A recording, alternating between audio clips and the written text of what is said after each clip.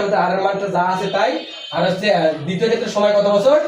4 বছর। ঠিক আছে, তাহলে 4 আর 15 আমাদের যদি গুণ করে 4 গুণ কত? 60, মানে 15,000 60 15,000 60,000 টাকা হয়, 60,008 টাকা। তাহলে প্রথম ক্ষেত্রে মুনাফা দিয়েছে এত টাকা, দ্বিতীয় ক্ষেত্রে মুনাফা দিয়েছে কত টাকা? এত টাকা। এখন কিন্তু আমাদের অঙ্কের মধ্যে বলা আছে যে মোট মুনাফা দিয়েছে, উভয় ক্ষেত্রে মুনাফা, মোট মুনাফা দিয়েছে কত টাকা? 9,900 টাকা। তাহলে এটাও একটা মুনাফা, এটাও একটা মুনাফা। আর মোট মানে আমরা কি? সমষ্টি, আর সমষ্টি মানে তো যোগ নাকি? এই কারণে এই যে এই মুনাফাটা যোগ এই মুনাফা সমান কত টাকা মুনাফা দিয়েছে? 9,900 টাকা। কত টাকা? 9,000। এখান থেকে আমরা আর এর মানটা বের করব। আমরা দেখো যোগের এখানে কয়টা সংখ্যা আছে? এই পাশে একটা, এই পাশে একটা। আর এর মধ্যে আমরা কমন দেখবো। এখন কি দেখবো? দেখবো কমন কোনটা যায়, মানে কমন মানে কি?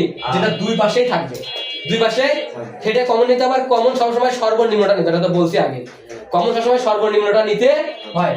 যেমন হচ্ছে মনে করো এখানে আছে পি স্কয়ার কিউ প্লাস আছে মনে করো হচ্ছে পি কিউ কিউ স্কয়ার। তাহলে এখানে আমরা কি কমন নেবো? বলতে সর্বনিম্নটা কমন নিতে হবে।